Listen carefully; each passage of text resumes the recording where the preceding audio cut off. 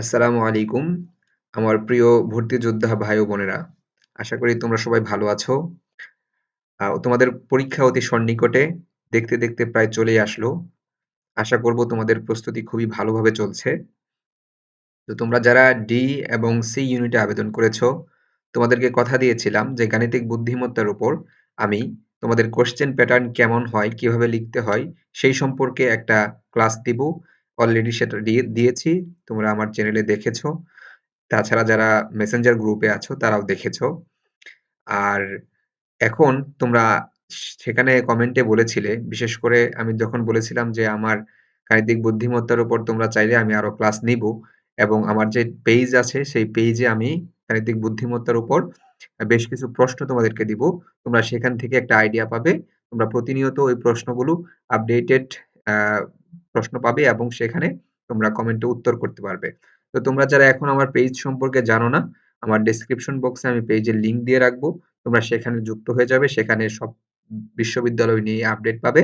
পাশাপাশি জগন্নাথ বিশ্ববিদ্যালয়ে যেহেতু সামনে পরীক্ষা, এই বিশ্ববিদ্যালয় সম্পর্কে আরো বেশি তথ্য পাবে এবং গাণিতিক বুদ্ধিমত্তা আমি একটার পর একটা সেখানে আপলোড দিব প্রশ্ন আকারে। সেখানে তোমরা সেগুলো অ্যান্সার করার চেষ্টা করবে। এছাড়াও সেই পেজে তোমাদের যেকোনো ধরনের প্রশ্ন, যেকোনো ধরনের কনফিউশন আমি ক্লিয়ার করে দিব। ওকে, তো আজকের ক্লাসটি থাকবে মূলত একটি মাস্টার ক্লাস। এটা একটি মাস্টার ক্লাস হতে যাচ্ছে। কেন বলছি?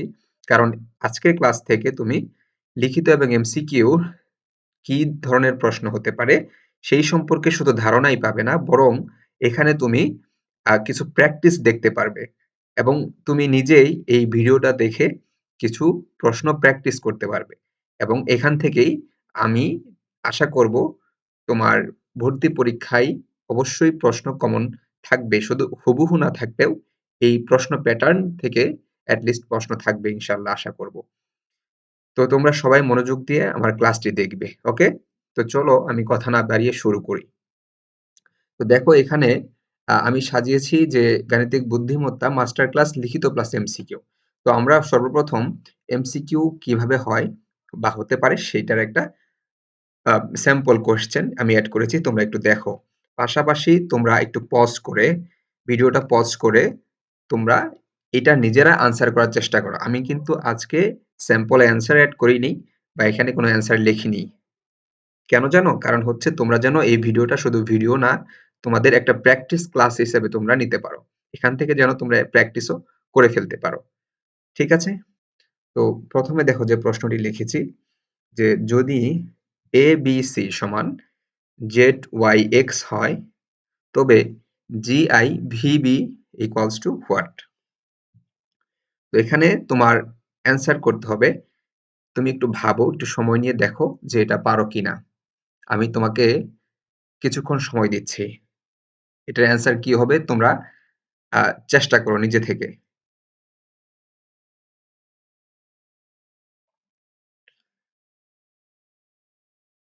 ওকে, আমার মনে হয় তোমরা এটা নিজেরা পারবে।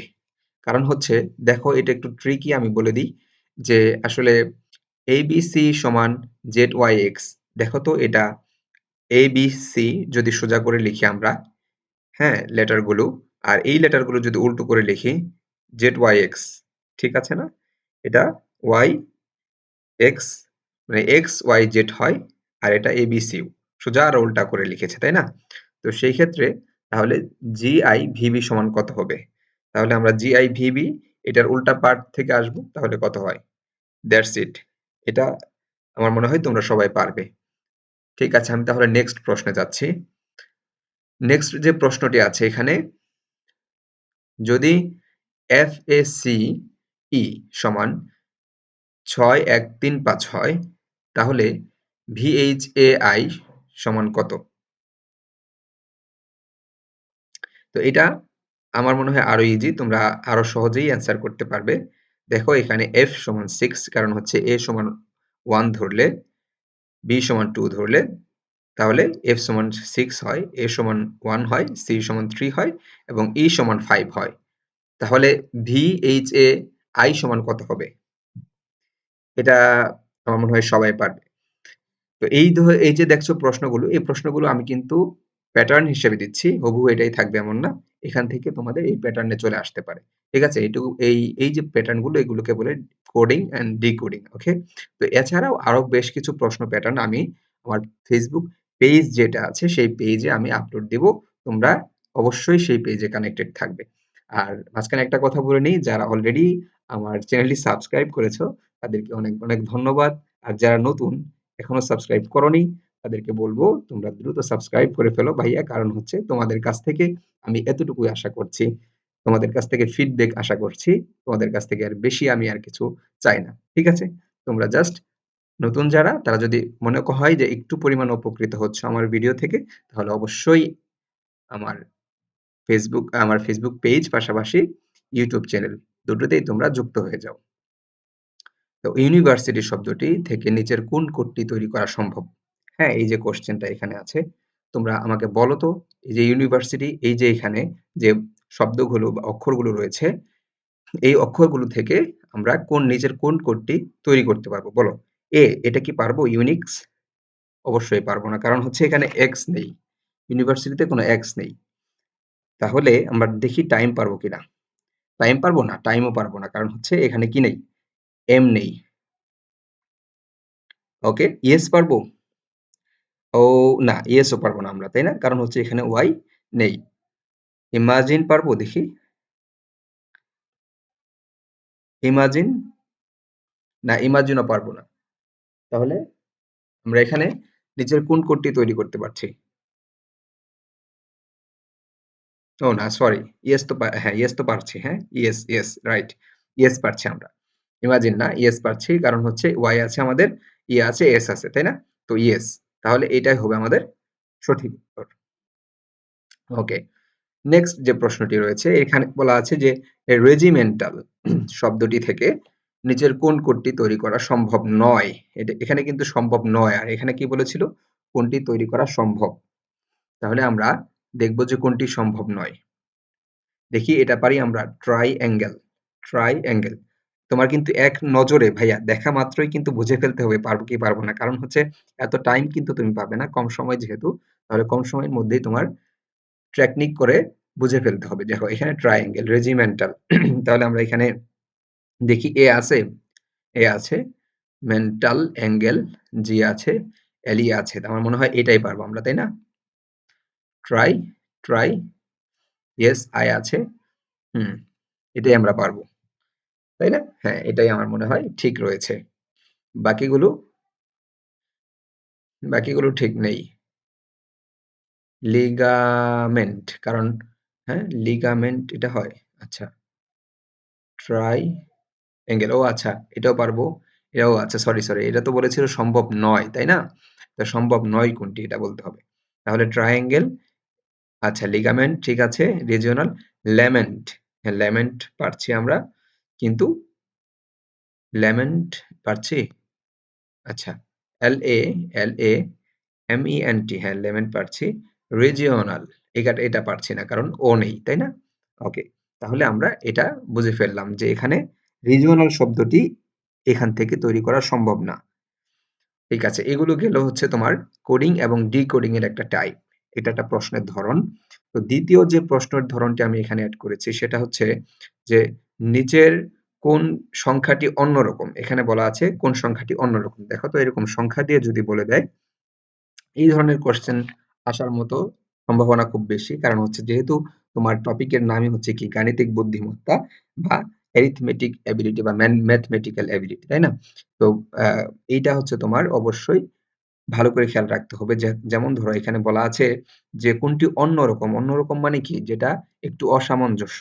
দেখো তো সংখ্যাগুলো কেন অসামঞ্জস্য মনে হচ্ছে? তোমরা কি বলতে পারবে? আমি ১০ সেকেন্ড সময় দিচ্ছি। ১০ সেকেন্ড পর হচ্ছে আমি বলে দিব এটা কেন, কোনটা সঠিক, হ্যাঁ?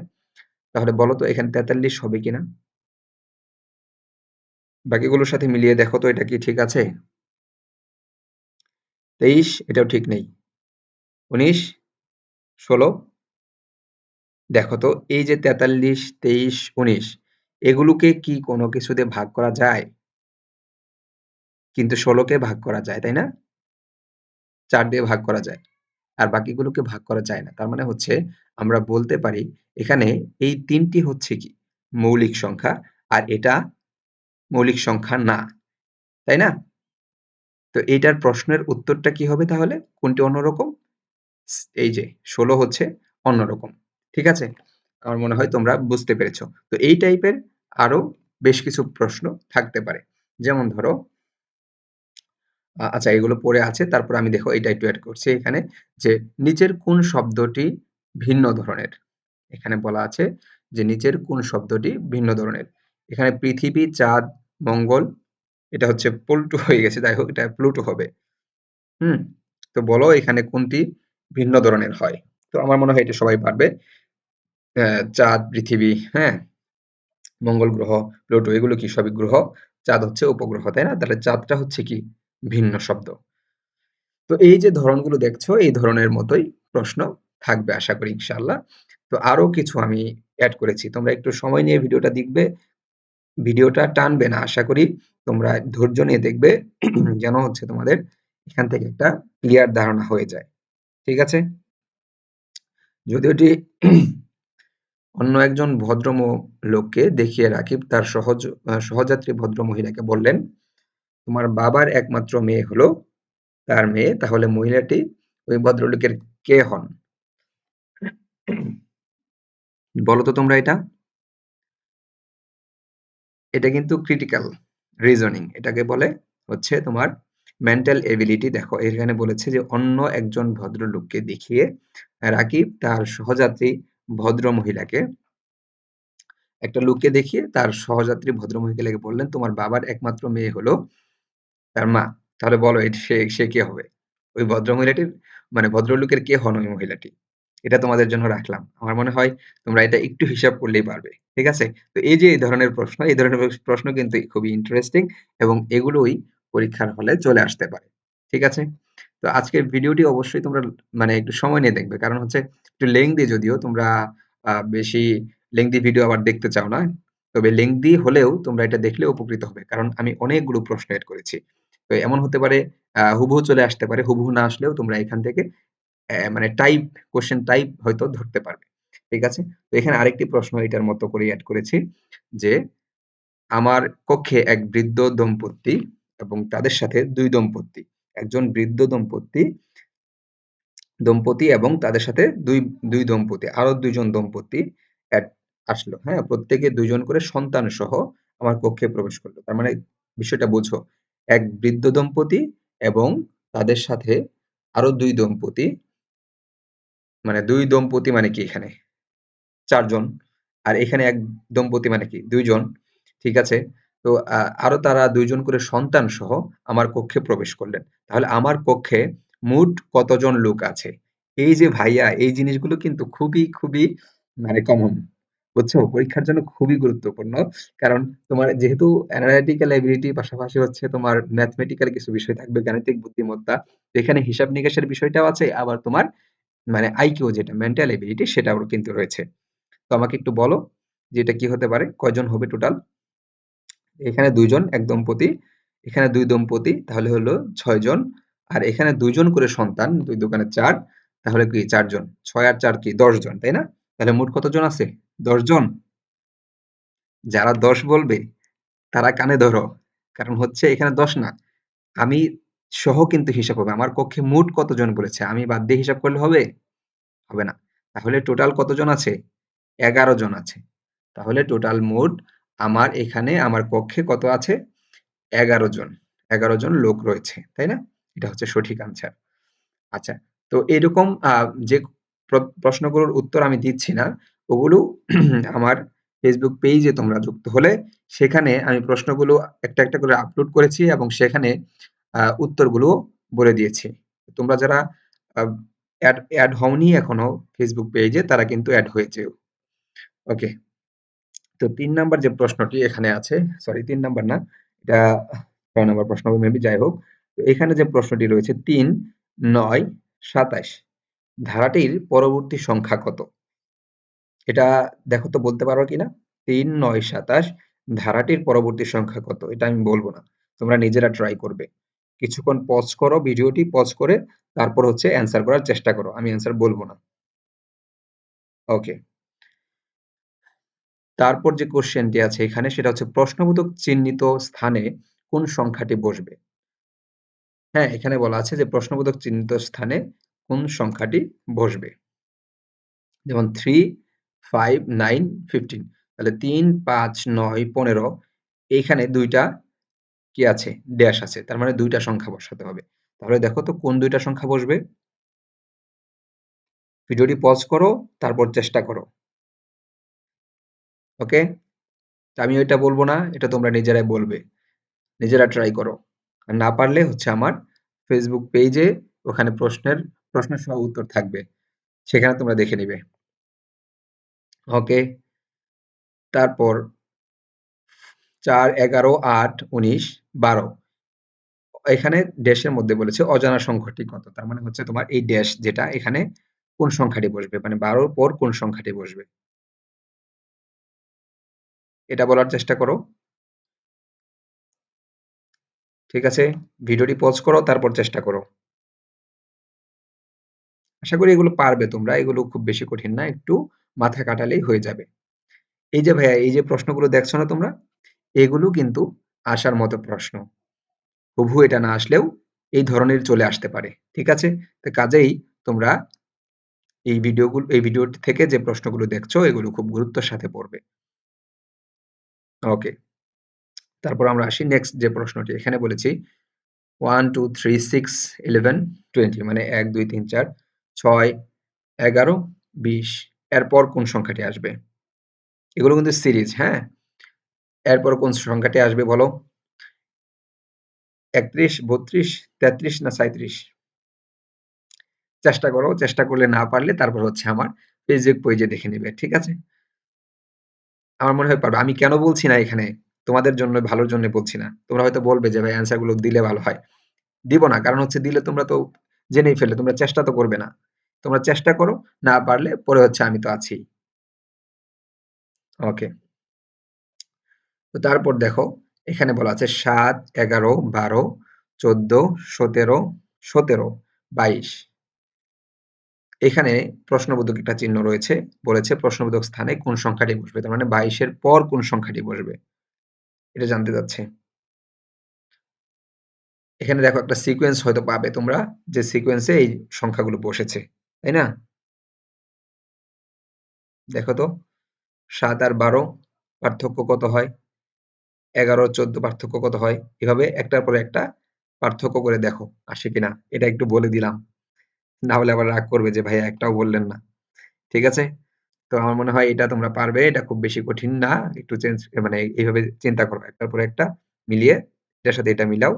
১৪ র সাথে ১৭ মিলাও, ১৭ র সাথে ২২ এভাবে মিলিয়ে দেখো। আশা করি পারবে।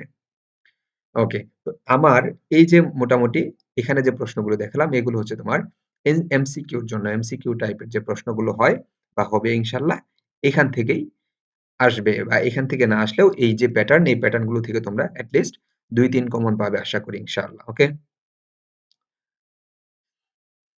তারপর দেখো আমি লিখিতর জন্য বেশ কিছু প্রশ্ন এখানে এড করেছি। ঠিক আছে?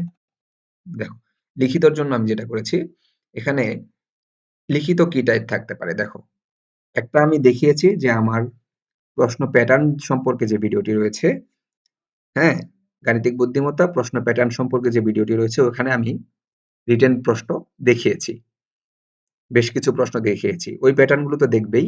দেখার পরও আরো যদি তারা কঠিন করতে চায় তাহলে এই যে এখানে যে প্যাটার্ন গুলো এড করেছি এর মধ্যে থেকেই দিবে আশা করি।